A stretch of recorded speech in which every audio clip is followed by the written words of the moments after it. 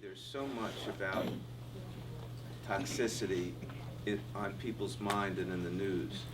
And, you know, there's this gradation, if you would, of thinking about the issues of toxic burden and how that affects people. And it's very paradoxical, and it's not cut and dry. It's not like if I'm sick and I have toxins in my body and I reduce the toxic burden, I will be better. It's not so easy as that. And one of the most interesting things I've heard recently is that if you look at, they did a study looking at the brains of people who passed away, and some had Alzheimer's, some didn't. They had a history of how much fish they ingested. And what they found was that the people who had the most fish had the lower incidence of Alzheimer's, but the higher levels of mercury in their brain. So, so everything everything you learn has to be understood in the context of that each person is unique in their ability to tolerate the toxic burden that they experience, and one of the things we try to do, both Dr. Porter and I, is to individualize our recommendations to people.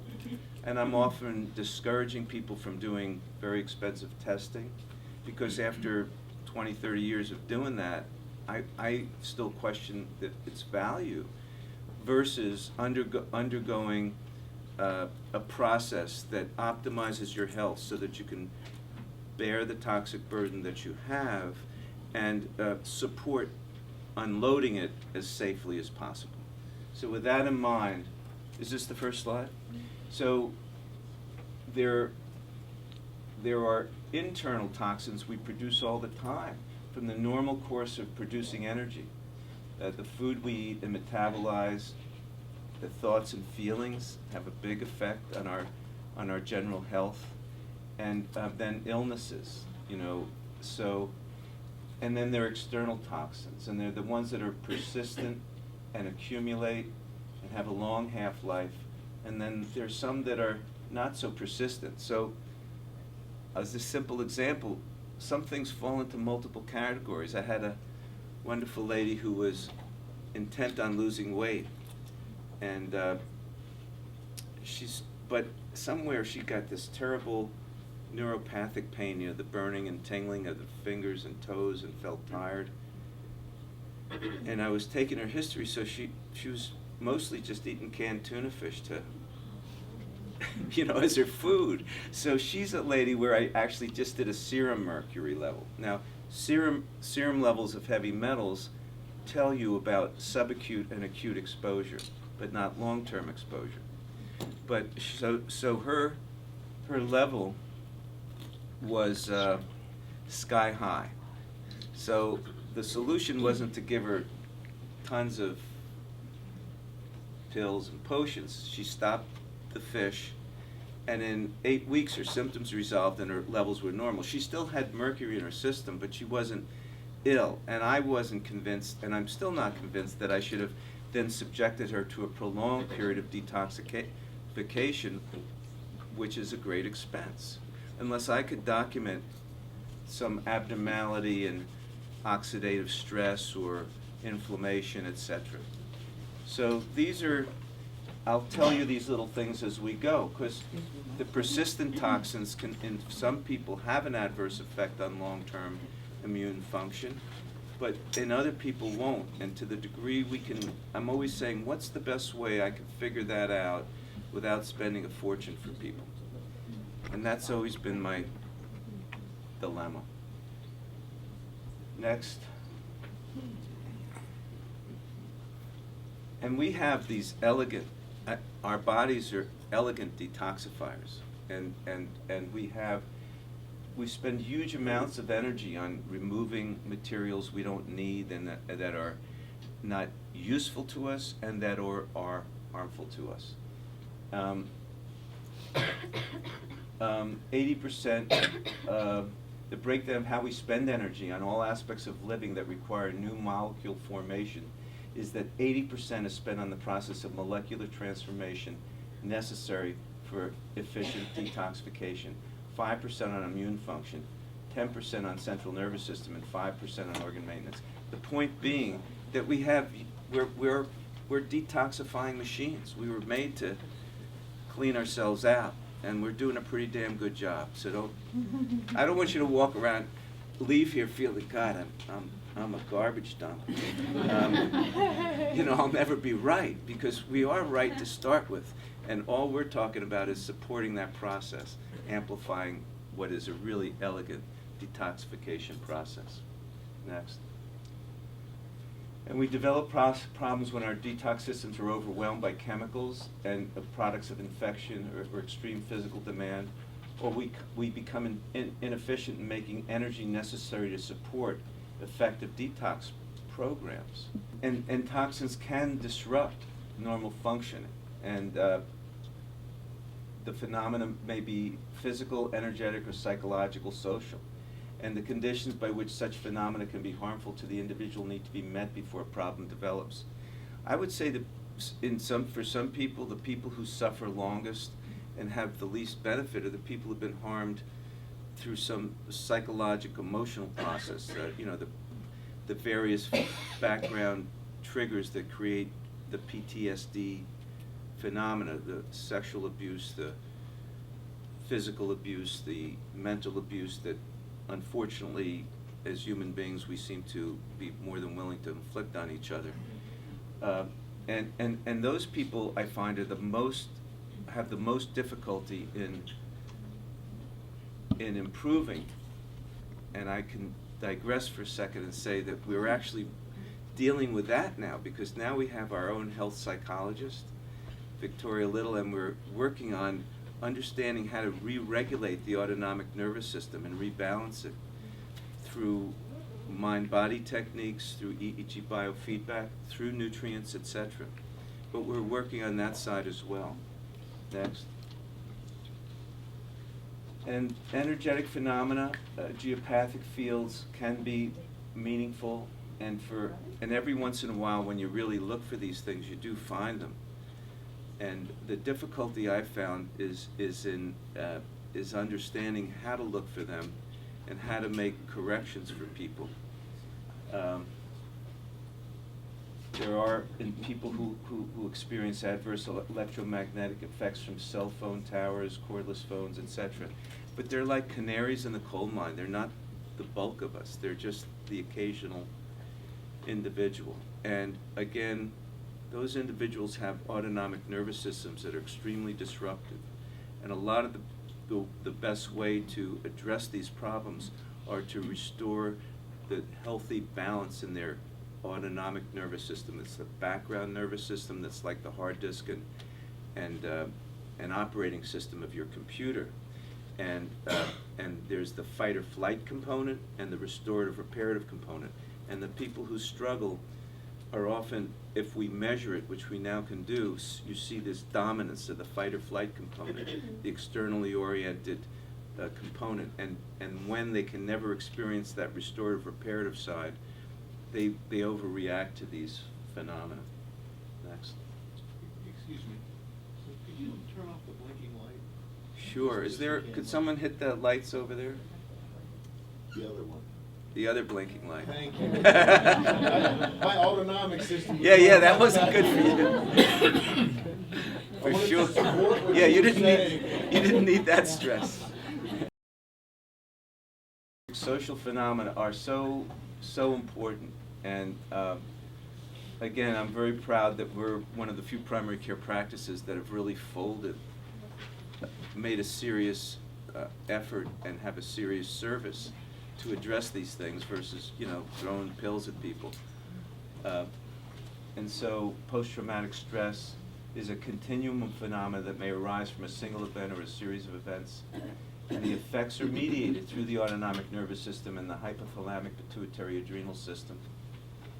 Toxicity at this level must be cleared to optimize health and for effective healing of chronic illness. And the way we can look at autonomic nervous system dysfunction is we can do this heart rate variability measurement. And we have one device that measured it over 72 hours, which is the most effective way to do that. and really document where an individual is through their sleep cycles and everything else, and give them markers for how they can, to demonstrate when they've improved. Toxicity at this level must be clear. Next. And there's, again, we're swimming in a swamp of nasty things, as you can see. What can I say? I created this slide a long time ago, and I'm sure it's much worse. It isn't better. And it really is a miracle that our babies are born so healthy, and most of us get through our days without much aggravation. Next. And there's accumulation of toxic burden in utero. So, there's an old observation of women who worked in the old hat factories in Great Britain during the Industrial Revolution, and they used a lot of mercury. And they noted that the women, you get pretty goofy from mercury, mad as a hatter. Women would get pregnant, have an abortion, and they would actually improve. Why? Because they dumped the mercury burden into the fetus. So, and anyhow, things start pretty early. Next. And so there's 287 chemicals detected in the umbilical blood of newborns. So, I wish most of us are middle-aged and older. I would wish that we had more of the young people who will ultimately be moms and dads here, but to make the next generation healthier. But they're not doing so bad right now. They're doing pretty good in terms of paying attention to their diet more than I think previous generations. Anyhow, of the 287 chemicals found in the umbilical cords, 180 are known to cause cancer. 217 are toxic to brain and nervous system, and 208 have shown to show birth defects. So to me, it's a miracle that we produce so many wonderful, healthy babies. Next. So we're constantly interacting with the environment, and it leads to health concerns in various areas. So this just is this kind of a general description of where all these things are coming from. These are found in all of us. Flame retardant. Stores in our fat tissue. Thank God for our fat tissue, because it keeps it there. And which is why when people have precipitous diets and massive weight losses, some can feel terrible if the detox process isn't supported in the midst of it all. And sexual dysfunction, thyroid problems, brain disorders. Next. The bisphenol A story has been around. When I first did this slide, it was new, but it's in the plastic products, and it creates endocrine disruption. And so we're trying to minimize our exposure to that. Next. And the perfluorooctanoic acid, nonstick cookware, cause infertility and reproductive problems, and can cause some immune dysfunction. You can here's an interesting thing. You can even there's nothing that doesn't potentially have some issue. So cast iron cookware, right? I occasionally have these guys, they come in and they have iron levels that are sky high, but they don't have the hereditary iron storage disease. So I kept thinking, they're not taking iron supplements. I said, where are you getting this iron? He says, well, we cook with a lot of cast iron cookware. So cast iron cookware is great for menstruating women who need extra iron.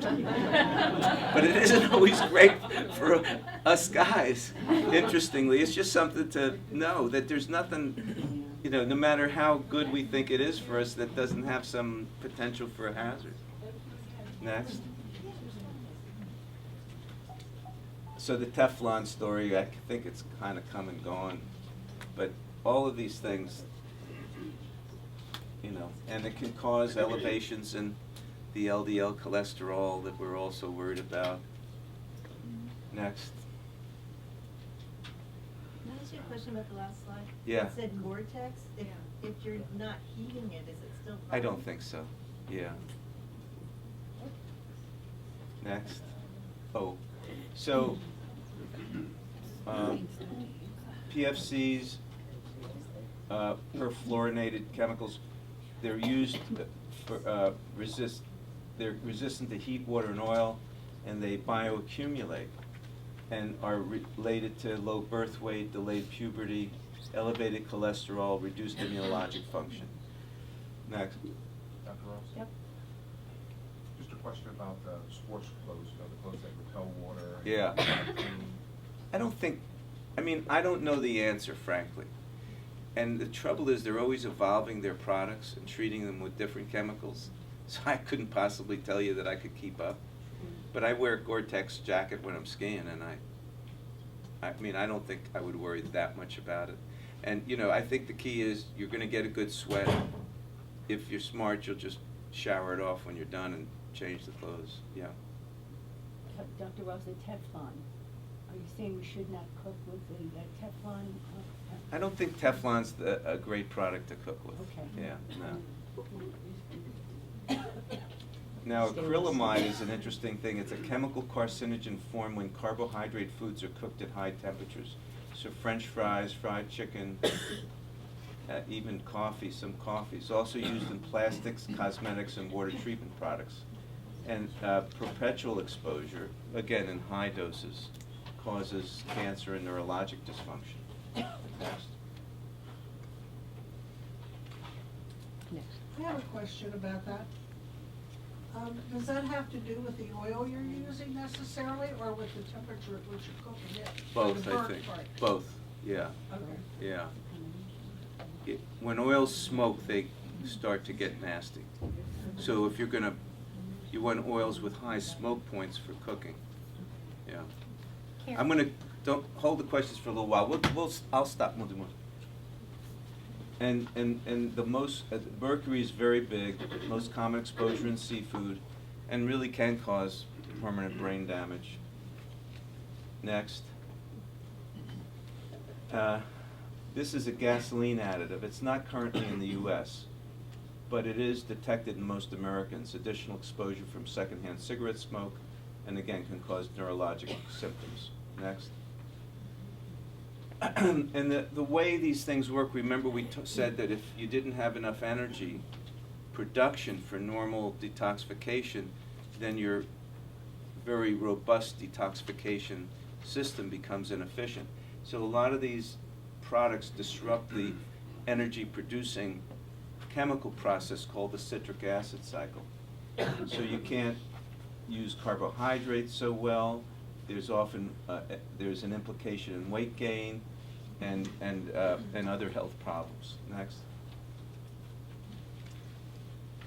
So these were 9 individuals not in the chemical industry, tested for 210 chemicals, and 167 of them were found in at least one of the people, with an average number of chemicals found per person was an astounding 91. Most of these chemicals did not exist 20 years ago. And the real great frustration is the chemical industry is always one step ahead of the regulators. So it's like the regulators say this is a problem, they've moved on to something else. It takes another 2 decades to find out it's a problem. Yes, next. In August, this is, 15 years ago. Levels of dimethylmercury from landfills is higher by a factor of 30 or 40 than concentrations of total mercury in the ambient air. The dimethylmercury concentration was 1,000 times greater than any measurement ever. So there's this progressive accumulation of these toxic materials. Next. Volatile organic compounds gather in our homes and lead to low-level toxicity. So household products, paint, varnish, hair products, dyes, dry cleaning, gas, pesticides they can cause things like headache, eye, nose, and throat irritation, and long-term can lead to injury to the liver, kidney, and cancer. The way to minimize effect is to optimize ventilation, and a lot of the times the newer homes minimize ventilation insofar as it preserves energy. So there's this interesting tension. Next. endocrine disruptors act like hormones, and they turn one hormone into another, and they're just not healthy for us. Interfere with hormone signaling by binding to essential hormones or accumulate in organs. So some people, you know, their thyroid levels are perfectly normal, but they have, you know, low body temperature and fatigue and hair thinning, and you can pound them with extra thyroid and they still don't necessarily get better. And it's sort of a paradox for a lot of us who watch this phenomena. And the average endocrinologist will say your thyroid levels are normal, that's not your problem. But there's this subtle inability to respond appropriately to the normal hormones you're producing. Next. The top 12 are listed here. Lead, mercury, arsenic are there. And this is a good website for updates if you're interested. www.ewg.org. Next. Phthalates affect the neuroendocrine system, so the hypothalamic pituitary axis that we referred to. Linked to problems of the reproductive system, including hormonal changes, thyroid irregularities, and birth defects. It's used as a plasticizer, so it's ubiquitous in household products, food containers, children's toys, plastic wraps, etc. This is from the book Our Stolen Future. Much of the existing literature on phthalates' toxicologic properties focuses on the old approach to toxicology, high-level exposure for cancer endpoints and occupational exposure leading to adult infertility. But what's really changing next is the idea that low-level exposure has different effects over time that are detrimental than high-level exposure. And one of the things that's disturbing is that phthalates increase the formation of quinolinic acid, and that can produce damage in the hippocampus, which is that memory locus, and associated with short-term memory deficits that we characterize as, oh, it's just normative aging, to, oh, now you have mild cognitive impairment, to, oh, now you have early Alzheimer's or vascular dementia, etc. An extreme example is this fluoroacetate. It's a natural form of the slightly more toxic sodium fluoroacetate. When ingested, metabolizes, transformed in the cells to fluorocitrate, an enzyme inhibitor that blocks this energy-producing chemical process in our body called the citric acid cycle. Next. This slide is silly. Next. That'll make you feel toxic. So, tartaric acid is another compound found in many foods and wines and grape drinks. It is not a yeast byproduct. It interferes with the citric acid cycle at the point where one of the chemicals, malate, comes in. Next. And mycotoxins are produced from fungus, and the problem of toxic mold is one that seems to be emerging in our communities, and it's really frustrating because wherever there's dampness in your home, there's a very high likelihood you'll smell that funny smell, and that's this black mold that's so dangerous. And there are people where you can smell it repetitively and it doesn't make you ill, and there's other people who get profoundly disabled from it to where they can't even function. And but mushrooms, heavy metals such as titanium, mercury, and many others all have an adverse effect on citric acid cycle. They lower the ability to create energy from the foods we eat, and as we talked about, 80% is spent on chemical transformations which are involved in creating molecules for our body and also removing them. And it lowers metabolism, which has an adverse effect on weight loss and weight control. So laboratory animals undergoing toxicity testing showed decreased body temperature. Researchers believe that the movement toward hypothermia may be a protective device used by the body to slow down the effects of toxins. And a theoretical model proposed over the past few years is that the greater number of people being seen today with low basal body temperature is our response to toxic load.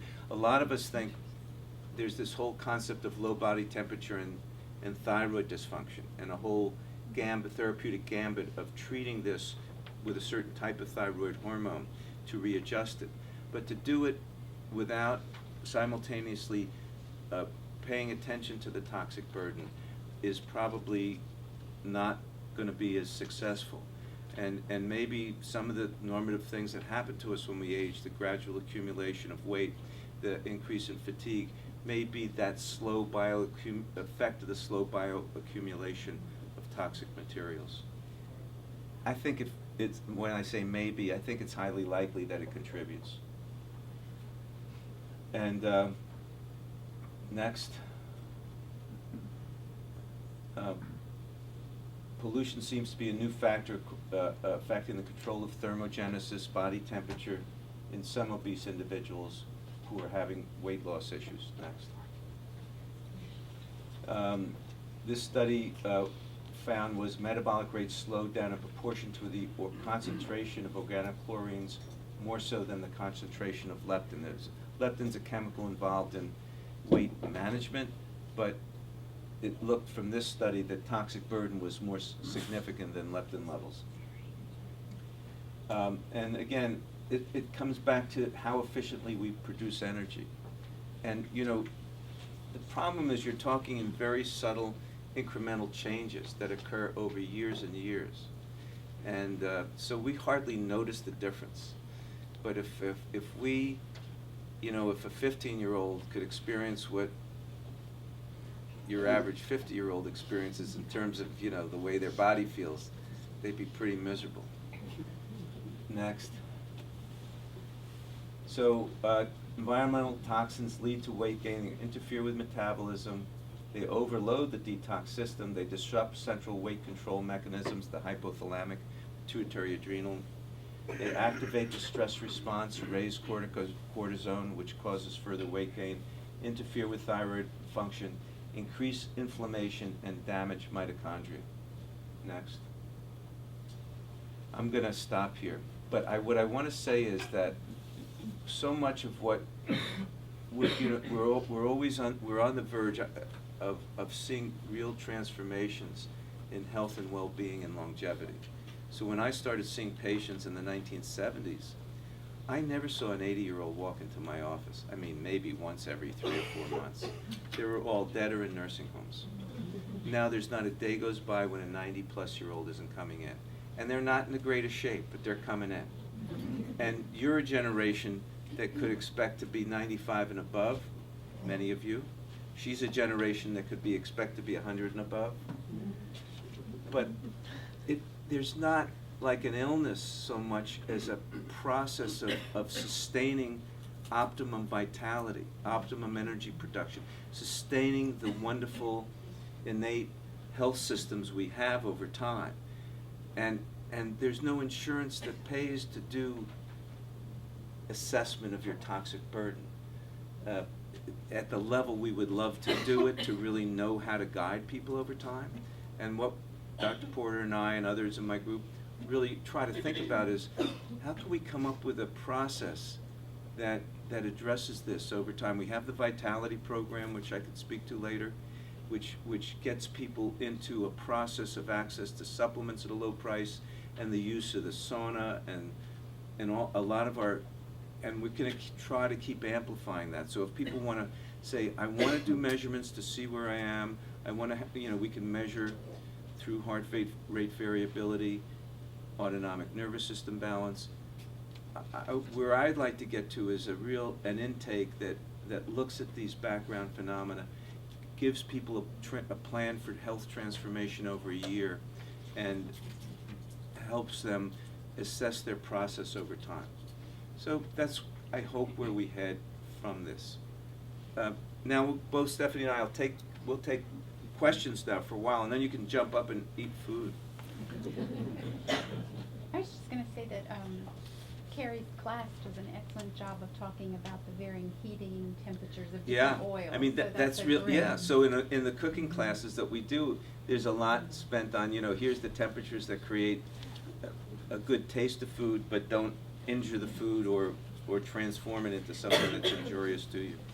Is there a product that is okay to cook food that is nonstick? You said Teflon is not good. Stainless steel is gonna be your best. Is the, And Yeah. iron with, you know, I keeping. do use stainless, but sometimes I use some nonstick, and Well, I don't think- know what it is. I think some of the newer products are better, but I you know, and I do use a nonstick once in a while. I do too, yeah. But I think when you're doing it once in a while, it's not an issue. Okay. The old Teflon, remember how it used to peel? Yes. I mean, It you're doesn't- eating that stuff. Right, okay. The newer products definitely are, you know, designed to be improved. You know, again, it takes a while to understand, you know, the green pans, I think. What about the ceramic? Coating? Yeah, those, yeah, I think that's a very good product, yeah, What is it? yeah. Ceramic. Yeah. If you're dealing with a chronic illness, I'd still highly recommend stainless steel. Yeah. We know The- that's pretty safe. Those of us who don't have reserve Right. need to be more careful. I think that's a really good point, because the average ones of us, we can continue to, you know, and do things that, you know, I can't remember the last time I had a donut, because it's finally reached the point where it really does make me feel sick. But there'll be those of you who do something or other, but the ones of us who have a fragility because we have had a terrible illness, or that group of people should be extra careful, yeah. Yes?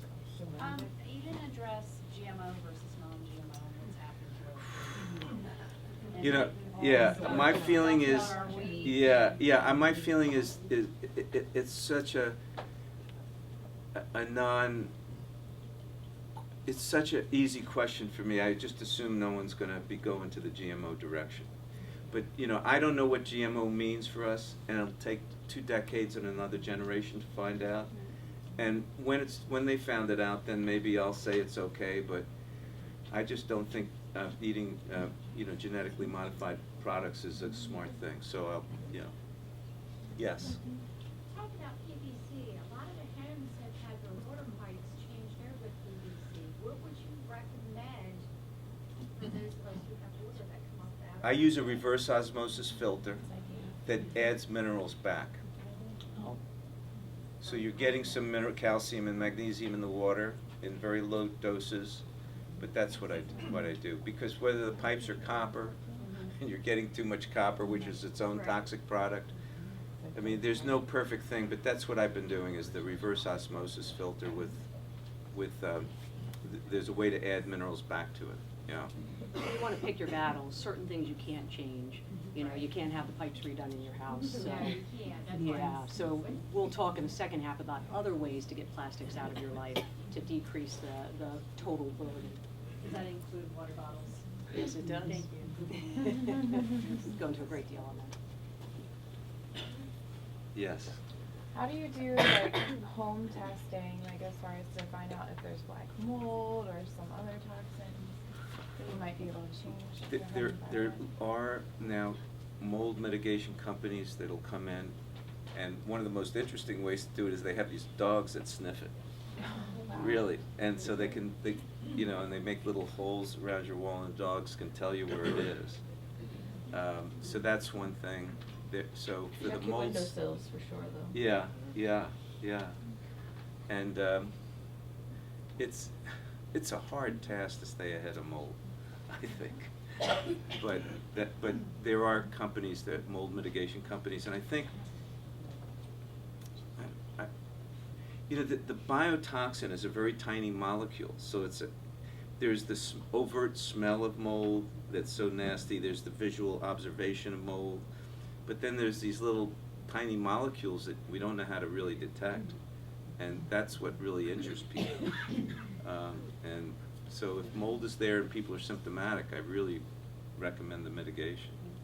But, And yeah. the black mold that we've had in our house, it didn't have a smell. Really? The dogs can detect far more than you can Right. imagine. So when they bring Yeah. the dogs in, it's a whole different story. They'll find things that we could not find or smell. See, I can smell it. You can hire me. Careful what you say. Can't hear you. How do we register for the heart rate variability study and for the ANS balance? Those things are. Can you repeat the question? People want to know, how do you check for the heart rate, how do you register for the heart rate variability study? The device we have available. I've got to train some people in using it better, but it's a $75 test that's not, I think, not covered by insurance, number one. So it's a little patch you put right here, and it records your heart rate, another one right here, and you walk around with it for 3 days. You take off the wire when you take a shower, but otherwise it's perfectly fine. But, you know. Why do you want that? Why do you need that? Well, it's one way of looking at autonomic nervous system imbalance. But Stephany, but Victoria does it through another way, through brain mapping and through EEG biofeedback measurements. So she does that in her own work with people. And in some ways it's much more elegant than the heart rate variability stuff. A little more sophisticated. Yeah, yeah, I do that, I didn't know that was what it was. yeah. Okay, what if we take a break and yes? Before you take a break,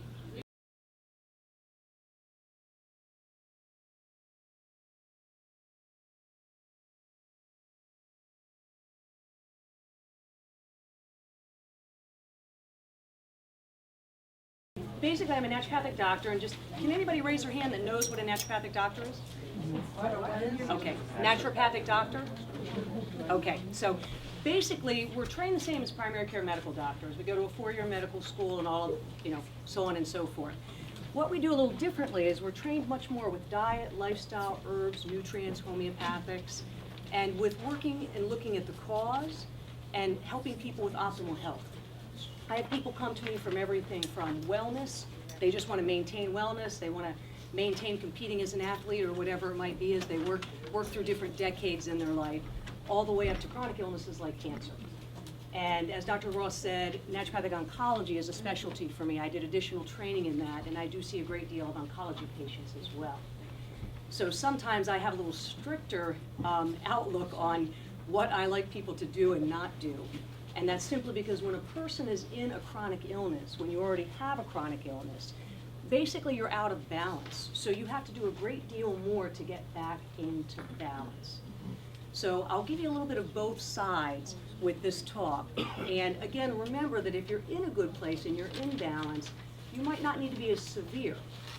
But what I will say is for each one of you, walk away with 1 or 2 things you're going to change in your lifestyle. If we try to do it all at once, what happens? We set the bar too high and we're guaranteed to fail, right? What we want to do is just pick 1 or 2 habits. I've learned over the years, if you can pick 1 or 2 habits and change, it takes 26 times for a habit to change, okay? Once you've done it the 26th time, and it's a habit, it no longer requires energy or additional brain cells. The pathways are all set, and you can move on to a new habit. Right? So everybody remember learning how to tie their shoe? Of course, now with Velcro, we don't even tie shoes anymore, do we? Let's say your niece. You don't give your little grandchild a hard time if they didn't get it right on the 1st, 2nd, 3rd, 4th, 5th, right? It takes 26, 30, maybe more times to get those pathways correct. Then you don't have to think about it anymore. So go easy on yourself and pick 1 or 2 habits, okay? What we're going to talk about now is how do you know that you have toxic exposure? And then what do you do if you have it? Next slide. So these are some of the symptoms of excessive toxic burden. So fatigue, depression, headaches, foggy brain, joint pain. Yeah. I'm just going to dance around up here the whole time. That way everybody will get at least a little bit. So memory problems, neurological issues, balance problems. And I don't know if some of the other docs are seeing this, but I'm seeing a lot more tremors, balance issues, and things like that, vertigo, that I didn't see, 10, 15 years ago. Next slide. For just a second, could you leave it up for just a second? Sure. Oh, you'll have access to the slides online. Oh, great, Yeah, great. yeah, we'll put them up on our website, and the links to the websites will be on the last slide. Great. So you can Okay. download everything, and you'll have a Thank you. copy of everything here. are you recording in this one? Excuse me? Being recorded? Yes, yes. The conditions and diseases associated, so this is how it can respond in your body. So we have people come in with, we've talked about obesity extensively. Chemical smells and things like that. Is anybody here sensitive to chemical smells? Yeah. It's usually in the naturopathic world we call it liver congestion. Okay, it means that your phase 1 and phase 2 are not working at 100%, right? So small smells and things like that just keep building up and irritating you, okay? Fibromyalgia, fertility problems, Parkinson's, lymphomas, leukemias, chronic infections, autoimmune, rheumatoid arthritis, Hashimoto's, so on and so forth. There's quite a list, actually. So exposure to heavy metals in particular, it's pretty much unavoidable, and we've talked about that. It's ubiquitous. And, you know, what do we do about this? Do we just let it keep happening? Do we start talking to our legislators? You know, how do we stop it? I don't know. But the bottom line is we're dealing with a lot more now than we were 50 years ago. So I think we just have to be a little more careful about our food choices. The good news is we have access to much better food choices than we did 50 years ago. So we have access to the tools that we need to make changes on this. This again is just showing you some of the increases with high metals and high toxicity. You're 10 times more likely to get autism. You can see in the early 80s up to the just before 2000 hit. You were 2 times more likely for birth defect, preterm birth, infertility, so on and so forth. We've gone over these a few times. Next slide. So the pathways. So how do we get things out of our body?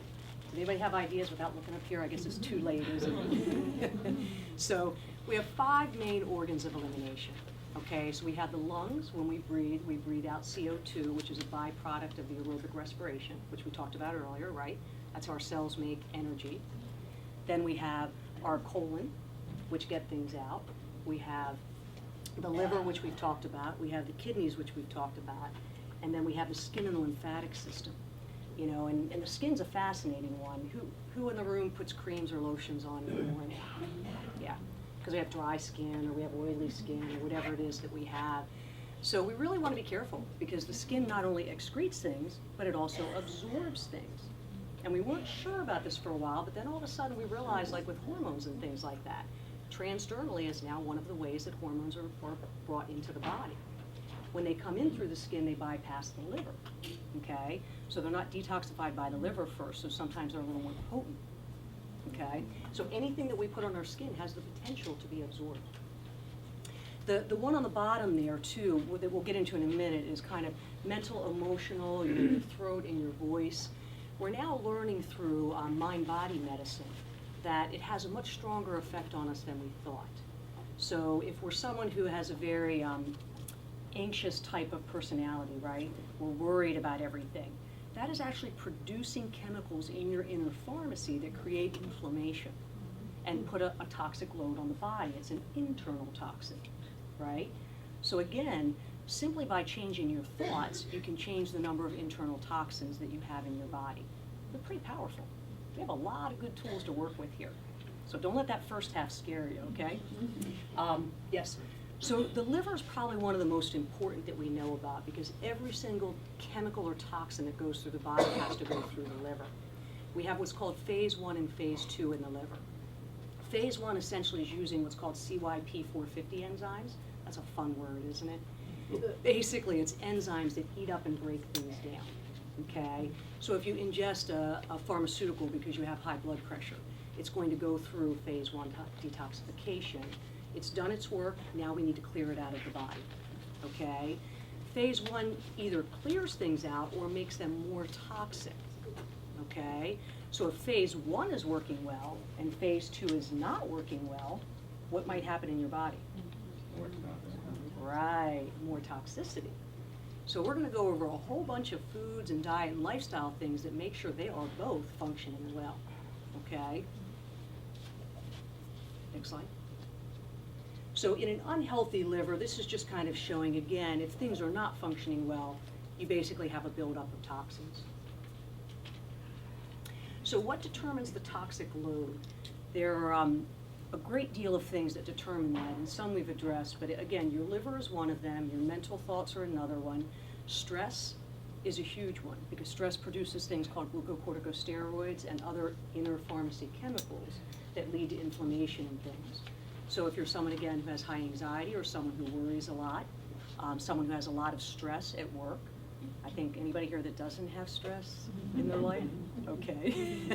Some people are willing to admit it, some people aren't. So we really want to pay attention to that. We can't necessarily change the stress in our lives. However, we can change how we respond to the stress in our lives.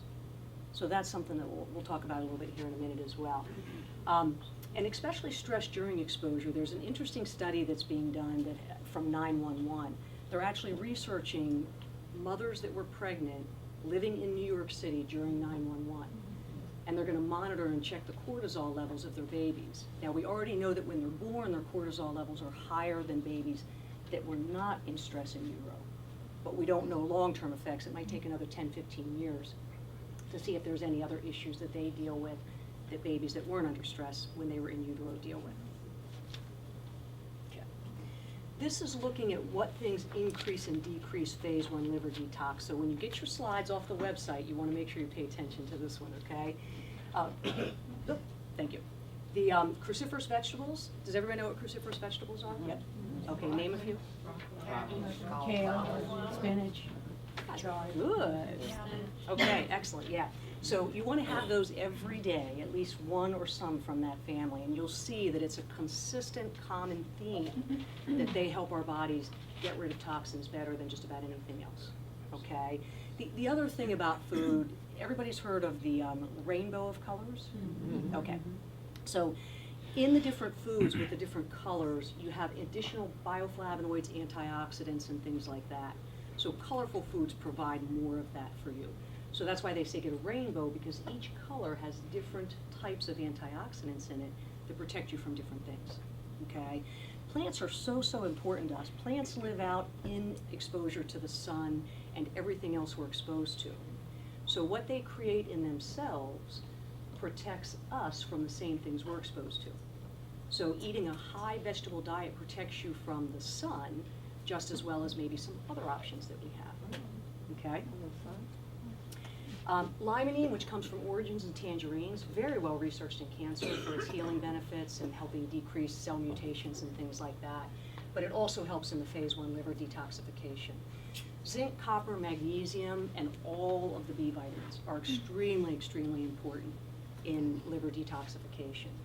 Caraway seed and dill. Does everybody like to cook with spices? They've done some research with cancer. And they find that people in India have lower cancer rates than people here. And they have less access to food and less access to water. Some don't even have access to clean water at all or conditions that are clean, yet they have less cancer.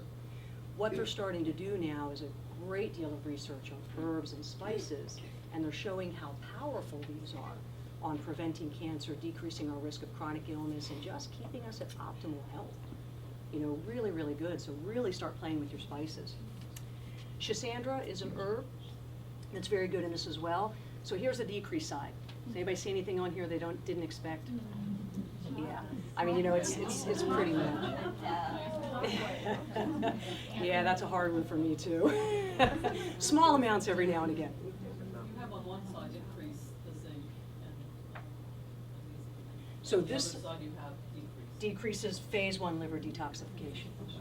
Yeah, so we're just on phase 1. I'm being very specific on this slide. We're going to do phase 2 in a minute. So these are things that will make your phase 1 not work as well. These are things that will make your phase 1 really work well. So what her question was is you have zinc on both sides. But one of the deficiencies. This is deficiencies, lack of. So there's lab tests that you can do, and if you have a zinc deficiency, magnesium or copper, then it's going to decrease that ability. So you're right, it's kind of on both sides. But it, yep.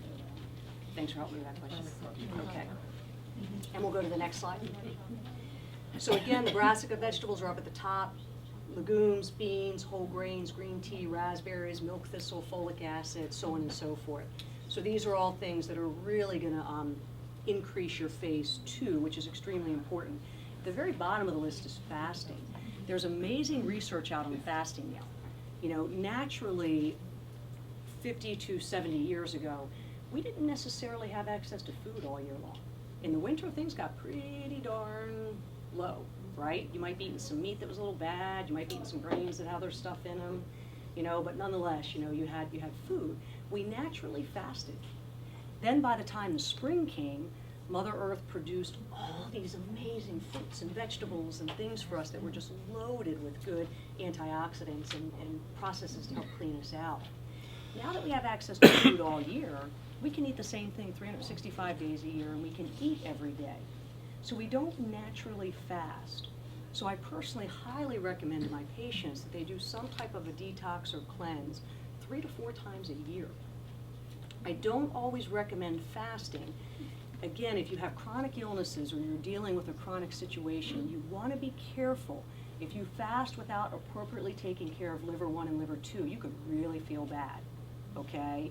So, you know, when you're dealing with more chronic illnesses, do it under the guidance of your doctor, you know, or a nutritionist or somebody who understands these processes very, very well. In general, you know, if you're going along and you're pretty balanced, then start incorporating these into your life. Even if it's a day where you just drink water for a day, you know, once a year. You know, it's enough to rest your body to have incredible healing actions. Over here on the decreases, again, we listed if you have deficiencies in these, B vitamins. Does everybody know 1 or 2 things that decrease B vitamins? Stress. Stress depletes B vitamins considerably. And antacids. Yeah. And coffee. Okay? Coffee, so if you're going to keep drinking your coffee, take some B vitamins, okay? Just to counterbalance that one issue with it. Inadequate balanced protein, so not enough protein. There's a lot of amino acids that are used in phase 2. Phase 2 uses some things called methylation, glucuronidation, uses a lot of glutathione, sulfuronidation. It needs amino acids for that. So appropriate proteins and balanced proteins are good. Too much is a problem. Too little is a problem. We need to find that balance for ourselves. Okay, next slide. So natural therapies, these are just some things that in general are good for detoxification, okay? Dandelion root, is everybody familiar with that? Yeah. Does anybody spray their yards for dandelion root? They don't like it? Yeah. It's popping up everywhere. It's trying to tell us, I am here to help heal your liver.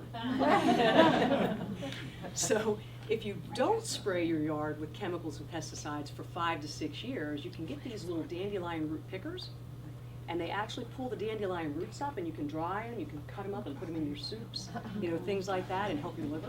Make wine? Excuse me? Wine. Yeah. So artichoke, root vegetables, alkaline, and one root vegetable that's really good for the liver obviously is beets.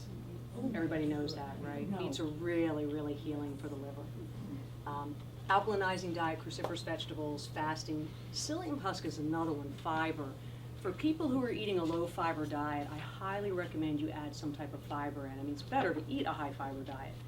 But if you tend not to and you're not going to change that habit, add psyllium into your diet. Very powerful in decreasing your risk of colon cancer, increasing bowel movements, and there's even little gut bugs in your colon that produce chemicals that are healthy for your colon. So it produces butyrate and things like that when they eat on the fibers. Okay. The alkalizing diet, that would be lemon. It's a acid, but doesn't it work like? Lemon is good for stimulating bile acid and things in the liver to be produced so that you can clean and eat your foods better.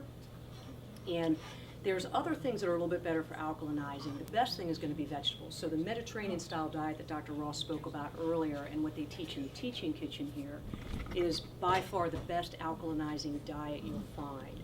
You know, the lemons are helpful, but it's a bigger picture. So like apple cider vinegar is something that is acidic, but is alkalinizing to the blood. It's acidic to the stomach, alkalinizing to the blood. Right. That's not always the case. Usually acidic things are a little bit acidic to the blood. So like meat is about the most acidic thing we can eat. So eating too much meat will acidify the blood. Good question. And the last time Dr. Ross had detox, the person who was here said if you took some lemon juice with water in the morning, it's a gentle detox. Yes. Is this worth, I mean, I've been doing it, I wanna know if I should continue or if I, this A summary on it. Everybody has different protein needs, and your protein needs are different at different points in your life, okay? You know, you can give general guidelines of what is good, 20, 20, 40, 40 this and that. But the bottom line is it really depends where you are. So for example, if you're preparing for surgery, you're gonna need a little higher protein needs than when you're not preparing for surgery, okay? When you're younger and growing, your protein needs are a little bit higher. If you're a professional athlete or things like that, they're a little higher. So it depends. Then there's types of proteins that you get into, okay? So for example, meat is a little bit more acidic and isn't always the best choice. Vegetables have protein, and other things, rice and beans have protein and other things as well. So usually in this country, we tend to eat more protein than most other countries.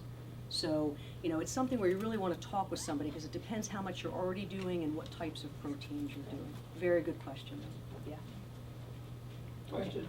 Yes. The second item, milk thistle, what sort of dosage you recommend? Dosing for, Second item, milk thistle. Milk thistle? Oh, usually probably 100 to 200 milligrams would be good a day. You can also get milk thistle seeds and you can grind them and just use them as a food and add them to shakes and things like that. Or if you're working with the capsules, that would probably be a good amount for just general, basic type of health. So how do I know if exposures are causing symptoms? This is really where, we can help and guide you with that. It's a little tricky, because so many things can cause fatigue, right? What is it? Is it the toxins? Is it the stress? Is it that you're not sleeping? So on and so forth. So you really need to look at the bigger picture to detect things like this. What do you mean by exposures? Oh, toxic exposures. Yes. Okay. So it's really nice to assess it. There's laboratory tests that can be good at this. There's also just, as doctors, we're seeing patients every day, we're triaging through different things. We tend to start to acquire enough information to pull out the idiosyncrasies of what it could be. We also have a lot of labs and tests that we can use to follow up with that. And some of them, I've listed just a few here. Petrochemicals and pesticides are very hard to detect. As we talked about earlier, they're fat soluble. And it's very expensive. You actually have to do a biopsy of fat, and then you have to know which ones to test for. So if you test for 20 and you had this other 20, you spend a whole lot of money to find out you don't have anything, but you really do, right? So what I've learned over time is that, it's the same method and treatment for removing these from your body. We don't always necessarily need to know. However, there are cases that are pretty intense where a test like this can come in very handy, okay? Heavy metal tests are very easy to do and very good. Heavy metals in general are a very serious problem in the body, and Dr. Ross went into pretty good detail about that earlier, especially with the brain and with other things. Mercury itself is a high estrogen, so from a standpoint of breast cancer, it's very important to know if you have mercury. High mercury can create a lot more problems in the estrogen pathways. It acts kind of like an estrogen on the receptors in the body. Neurotoxins, there's some things for that. General lab tests. MTHFR is probably one of the newer ones that we're testing for, which is a methylation polymorphism, so it's a genetic problem. The good news about it is that if you have it, well, first we'll start with the bad news. If you have it, it increases your risk of many chronic illnesses, including cancer. The good news is that there are a few supplements, betaine and some B vitamins and folic acid, that will actually reverse it and put you back at the same risk as somebody who doesn't have it, okay? So it's a very good thing to check and find out about. Just a question when you say that, when you say folic acid, you mean the methylfolate, not Yes. folic acid? Yeah, thank you. So, Some doctors don't know the difference. yeah. It's so strange. Yeah, So so, you know you need more folic acid. right, but you need the absorbable form in the form of the body. So the question she was just asking is about what type of folic acid. So if you have a methylation problem, you don't want to use straight folic acid. It can actually irritate your body more. You want to use the methylfolates and the forms of folic acid that are more absorbable and already through the second phase to where they're active in the body. Yeah. Oxidative stress analysis is kind of an interesting one too, and then the detoxigenomics. Detoxigenomics is looking at a thing called SNPs, SNPs, if people heard about that. It's a genetic change. So it means that you're missing a certain piece on your genes that does not allow you to produce a certain enzyme that helps you detoxify, okay? And again, what this test can do is it can look at that and tell you not all, but it can tell you certain ones that we know have an effect. The good news is that most of them can be changed, again, by diet and lifestyle. So even if you have it, you can bring yourself right back to normal as the same person sitting next to you that doesn't have it, okay? We like things like that. Okay, the solution to pollution is dilution. So, you know, the less of it we have, the less we're exposing ourselves to, the more we can move it out, the better off we are in general, right? The avoidance, mitigation, which we talked about earlier, support the organism's natural detoxification processes. Here I just listed, you know, I just wanted to kind of do a reminder on some basic things. You know, the milk thistle, the dandelion root, the beets, the artichoke. Artichoke hearts are great for detoxification pathways. Who here likes artichoke hearts? Yeah, they're fun. So, good questions. Okay, so, you know, you always have the issue with cans where there's going to be a sealer, you know, which we've changed that from lead, but there's still, or aluminum, but we're still using some things that could potentially be a problem down the road. You're never going to have a perfect can. You know, you're not. Now, if you jar it at home in the glass, right? Remember how we used to do that? We used to go with the grandmoms and jar things. That's a much better choice. And there's glass jars. It's a little more expensive to buy the artichoke hearts in glass jars, but maybe it saves you in the long run, right? So, you know, you can think about things like that. I do the best I can wherever I can. If I see artichoke hearts in a glass, I'm buying them in the glass. You know, if I absolutely don't have a choice, then I'm going to get it in the can. So again, pick our battles. But you know, there's a continuum on everything in life, and I try to work with people a lot on this. So there's all kinds of continuums. So there's the first continuum would be broccoli is better than a Snickers candy bar, right? Okay. We all agree with that, right? So now we have the continuum of broccolis, right? There's broccoli from a store where it's been shipped and was picked 8 weeks ago and is dipped in nitrogen and things like this to make it look like it's, you know, ripe and fresh. Then there's broccoli that's grown in your own backyard, that's organic, that you tended to and loved, and it loves you, and you pick it right when it's ready to be picked, okay? Most vegetables, so that's another continuum within. Most vegetables ripen in the last 2 weeks, okay? Because you know, they're brilliant. So they don't want to put all of their energy into their seed unless they think their seed's going to produce. If it's not, they're going to drive their energy back down into the root so that they can survive through the winter and then come up with something new. But their whole purpose is the seed, right? So in the last 2 weeks, they get everything going. In the last 2 weeks, they just really start putting everything into that fruit because the next step is going to be the seed. So any vegetable that's picked within that time period is going to give you more nutrients and minerals, okay? Anything that is picked from soil that is loaded and used, you know, been composted and taken care of and the appropriate minerals are in, has more to take from, therefore more to give you, right? So again, there's all types of continuums, but just remember, broccoli is better than a Snickers bar, okay, no matter what type of broccoli it is, okay? So is like frozen over canned then? Yeah, so the difference with frozen and canned, when you can something, you typically are going to lose most of the minerals and nutrients in the vegetable family, okay? So you get the flavor, right? If you open up a can of green beans, they taste like green beans, right? But they've lost most of their nutrients because it comes out in the water, okay? Frozen, you lose the flavor, but you do not lose the nutrients. So, you know, I do tend to recommend frozen over canned in the vegetable family, okay? And, you know, for some people, they don't have the time to go buy the fresh vegetables, chop them all up, clean them up, and do all that. In that case, frozen is a really good choice. But what would you want to add to those maybe to bring flavor? Ah, everybody's listening, thank you. Yeah, so you add your spices to get more flavor, and now you've increased the healing potential and benefit of that meal, right? Yes. Okay, very good question. How about organic versus non-organic? Yeah, so organic versus non-organic, I would always recommend organic when you can. For the obvious reasons, again, the soil tends to be better tended to. They cannot use pesticides, and I think we saw enough in the first half of this talk to see the issues and problems with pesticides. You know, they're becoming ubiquitous. They're in our water, they're everywhere. So by supporting organic, you're also supporting the system to find healthier ways to produce food, okay? Manufacturers and companies, I mean, it's not like they're all bad out there. They're really trying to do what we want. We want broccoli all year long, sitting in our store, and you know, if you live in Alaska, broccoli doesn't grow there, right? So they're going to do everything in their mind to get it to you, okay? Which means picking it too early, packing it certain ways, shipping it in different ways. So part of this is our responsibility too. And as we become wiser and as we make better choices, manufacturers will really cater to us, because if we're not buying their food, they go out of business, right? So as you work more and more towards organic, we will eventually see the prices come down, and we'll see people finding sustainable solutions, you know. And does anybody belong to a CSA? I grow my own. Okay, some people grow their own, excellent, yeah.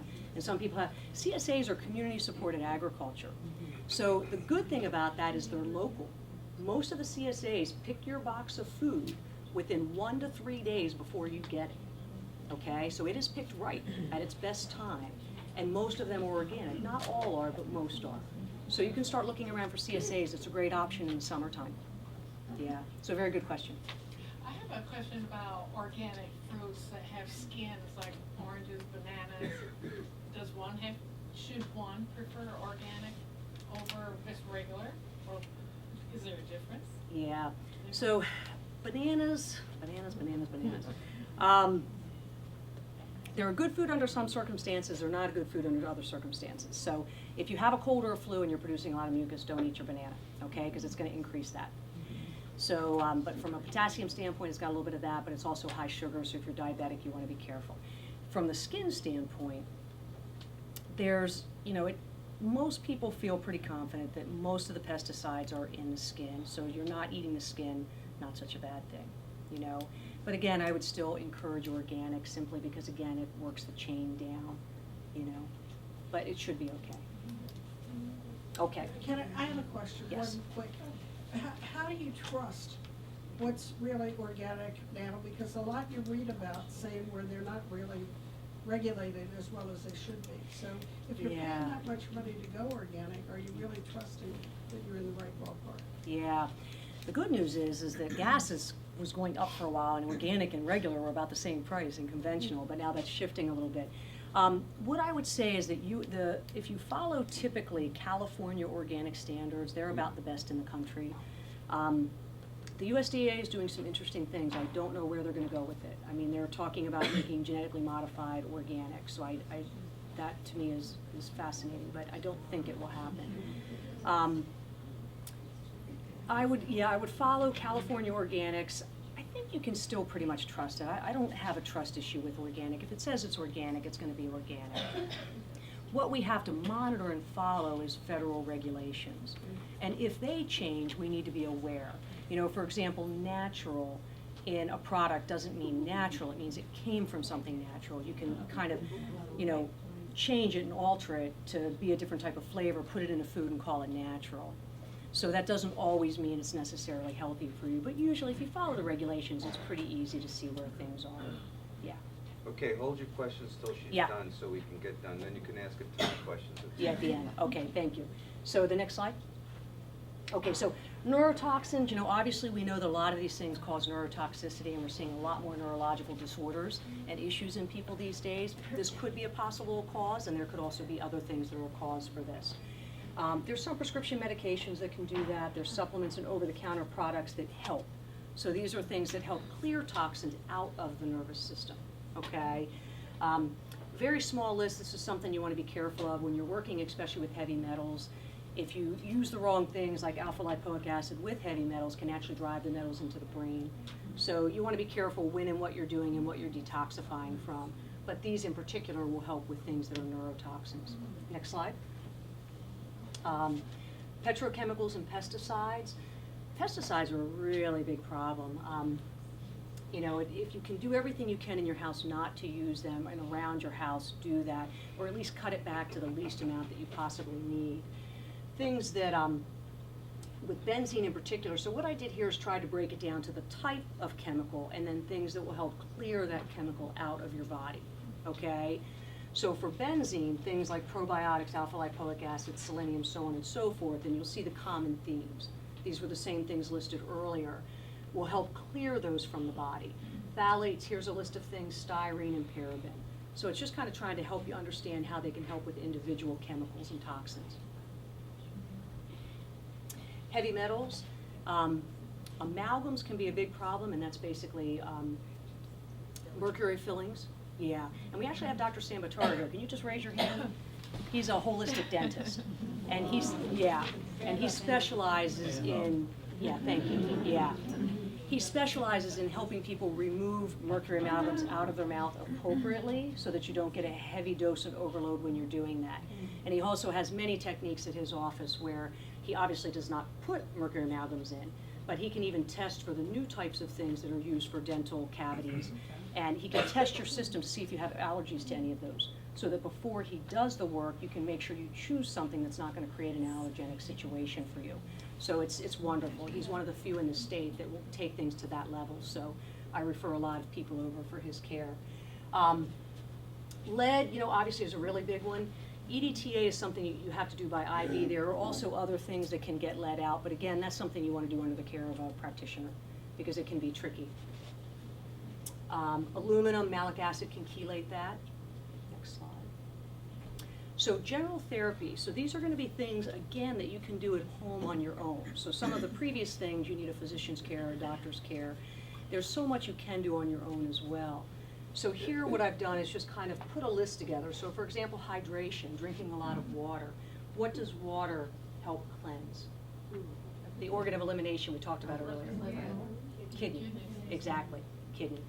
So drinking a lot of water helps move those toxins through the kidney. Phase 1 helps clear things out. Phase 2 makes it water soluble so that it can go out through the kidney or the colon, okay? So if you're not flushing your kidney and those chemicals are sitting in there, it's not fun for the kidney, right? So we just want to move them out. So 6 to 8 8-ounce glasses of water a day is a really, really good idea, okay? The alkalinization, that's kind of, we talked about, really diet's one of the best ways for that. And here's a list of just some fruits and vegetables that are good for that. Normal bowel movements. How many, well, no, I won't do that too much. We'll stop that one right there. The normal, I'll tell you the normal, okay? The normal amount of bowel movements in a day, would you say it's 1, 2, or 3, or 4 or 5? 4, 2, 3. 3 is the right number, okay? So the World Health Organization did a study, and basically the United States of America is constipated in general, okay? Africa has diarrhea problems in general, okay? So they wanted to find out what really is normal and how do we know what normal is. So pretty much every time you eat a meal, you should have a bowel movement. So 3 a day is normal. That's for all ages? Pretty much, yeah. Infants different. They're going to be a little more often, and some different colors and stuff, but it's fun.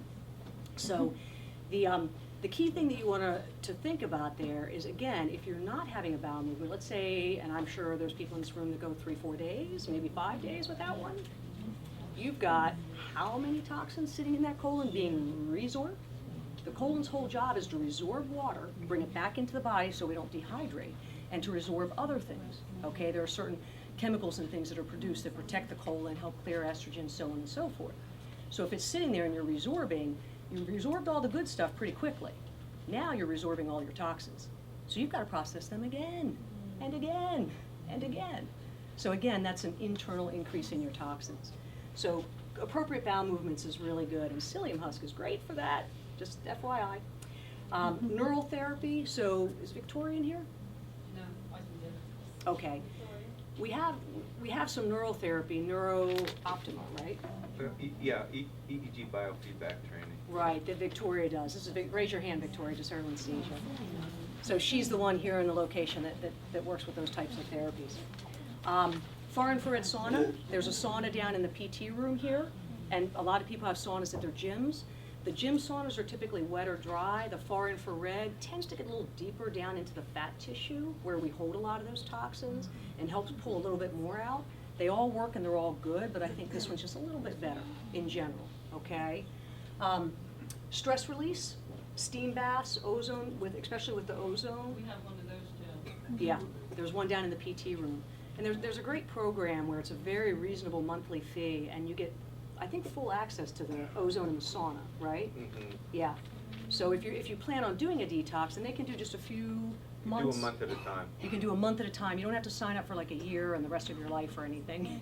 You can, choose to do a 3-week or maybe a 3-week, 4-week, or maybe a 1 or 2 month detox and have access to those at a very reasonable price. And thank you, Dr. Ross, for that.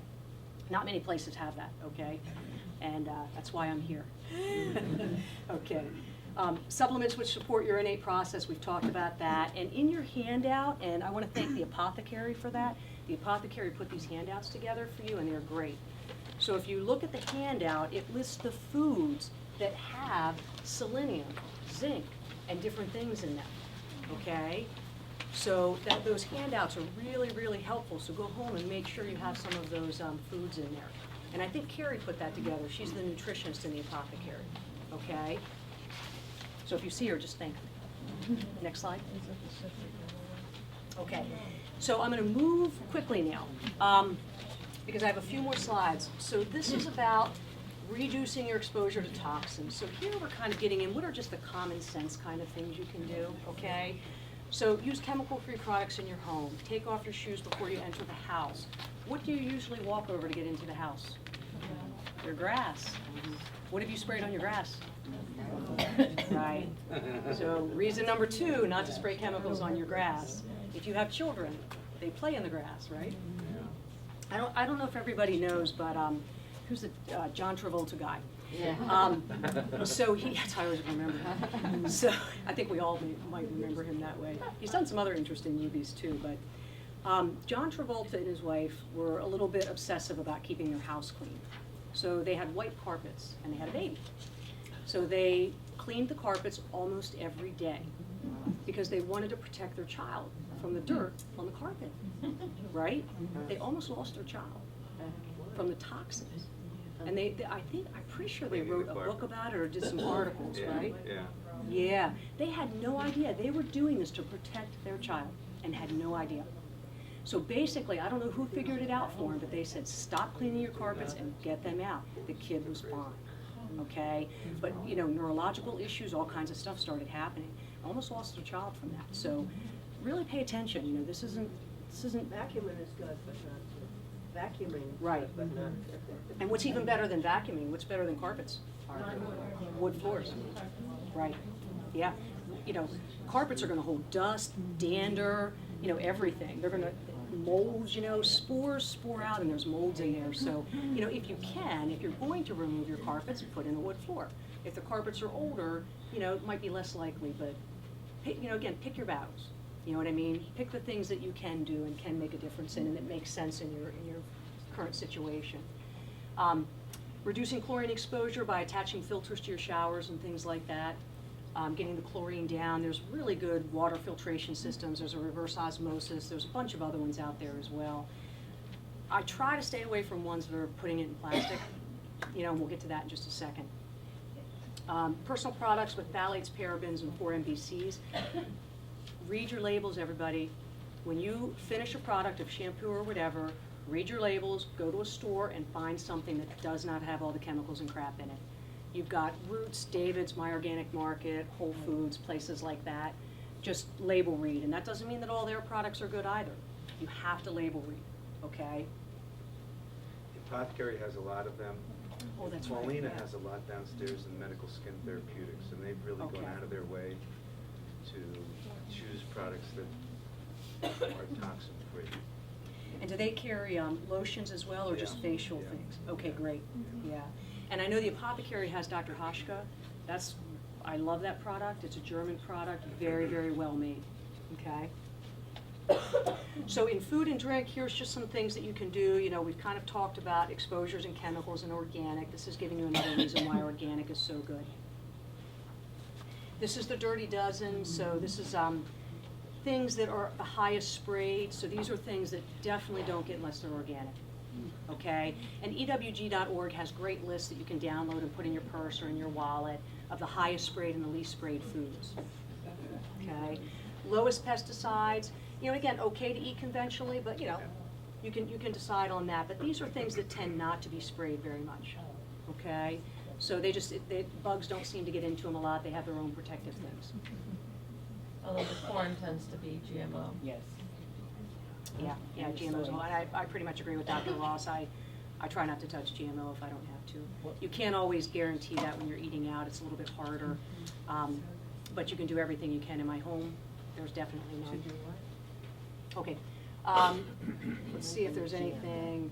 This is talking a little bit about meat and dairy and the way it's raised. So obviously free range, I mean, that's really what that's getting into. Free range are gonna be good choices. Chickens that get to breathe and see the sun, walk outside and actually peck on dead wood and stuff and get bugs are much better than chickens that are caged in a place where they never see the sun. The plastic. So this was something that was of interest to people. I pretty much say avoid plastic every single way you possibly can, because there's a lot of ways that we can't. For example, in our homes, we've got the piping and everything. If you're storing food, especially hot food or cold food that's going to be going from hot to cold, put it in glass. Go get some glass containers. They're not that expensive. Fill your house with glass stuff. Get rid of all the plastic stuff. Just really don't. And water is a bigger issue. Okay, water is a very difficult issue. Most of the water that you buy out is going to be in plastic containers. I just try to carry a stainless steel with me and fill it whenever I can. If I can't. Stainless steel, just FYI, bothered me, but Okay. I've been using these, they're glass. Oh, nice. I've had them for with a years. little cover so you don't break it. They do not break, they come in different sizes, shapes and everything, and Where did you find that? I get They're them. all over. They're all over the place. Oh, okay. Yeah. So REI, BJ's, that was some of the places Life listed where you Factory, can find I it. think it's called. So she was showing a glass bottle that has a little piece of is it a It has rubber or plastic or something? Like a rubber. Silicone. Yeah, silicone. Silicone, so you don't break it, right? Because sometimes they drop and break. So that's a really, really I've good dropped these choice. 100 times, and Yes. they have not broken. Next one. And I'm just gonna move through these because I want to get into some of, starting a program today, some of the things that I offer out of my office, and I know Dr. Ross has some detoxification programs as well that he can talk about in a minute, but I have a 12-day and a 28-day program. So there's a flyer in your handout of a 3-week program. I do it twice a year and that's it. But it's a 3-week program where you meet for 3 Thursday nights in a row for about an hour and a half or 2. And we walk through a whole detox program that you do for 3 weeks. And it is all food you can eat for the rest of your life. It is nothing different and nothing unique, okay? You could eat that way forever, so it's up to you. You don't have to, but it's something that's very, very doable and it teaches you good habits. By the end of the 3 weeks, you have learned how to kind of utilize what is already in your world to your best benefit, okay? And very, very powerful. The 12-day is a little bit shorter program for people that want to just get their feet wet and kind of put their toe in there for a little while. And it's also something that you can do again every year. You could do it twice a year. Once you've learned it once, you've got all the information to go ahead and keep working with it and do it yourself at home, okay? And then again, these are the things that are additional support that you can get here at Crossroads in this building. You have access to the infrared saunas, the cooking classes. LET is one, go to the next slide. LET is a really powerful hand. Pat, oh, good, I was gonna say, don't go anywhere. Pat, raise your hand. Okay, Pat does the lymphatic therapies here. And it's a lymphatic enhancement therapy, and I was first really excited about this from a standpoint of cancer patients. Someone who's had breast surgery and has lymphedema in the arm and things. Pat can do wonderful things with this LET therapy. It's absolutely amazing. But it also is powerful in detoxification. The lymphatic system is one of the systems that removes things that our blood can't. So if it's too big, too heavy, too whatever, it goes through the lymphatic system. The other important part about the lymphatic system is it houses a huge part of our immune system. The immune system goes and hangs out in these lymph nodes and waits to go into action. And when it needs to go into action, it's got to move, right? If your lymphatic system is congested and you've got lymph nodes you can palpate and some type of feel. Sometimes people can feel them down in the inguinal area. Obviously if you feel them under the axillary or anywhere else, you go to your doctor right away. However, with the lymphatic drainage, you may not know that you've got congestion. But the LET therapy is absolutely amazing. So it's a piece that I'm going to start adding into my detoxes. It'll be an option for people if you want to work with that. So this just tells you a little bit about what it offers and some pictures of new information. We've learned more about the lymphatic system in the last few years. It's just fascinating. So this is The websites where we'll put the slides up, they'll probably be up by Monday, maybe Tuesday at the latest, but they should hopefully up by Monday, okay? Is it marked in our paperwork in that, or somebody gets it? I think it is, yeah. I think it should be in the paperwork as well. If not, you can, feel free to write it down, and then the phone numbers, the main phone numbers here as well. So I hope, I thank you all for your time, and deep gratitude for you all being here and taking time out for yourself. Yeah, just keep it there, there's no more, yeah. Deep gratitude for you being here and taking time out of your life for such an important topic, and hopefully you'll pick one or two things and take them home and do them. We'll take some questions.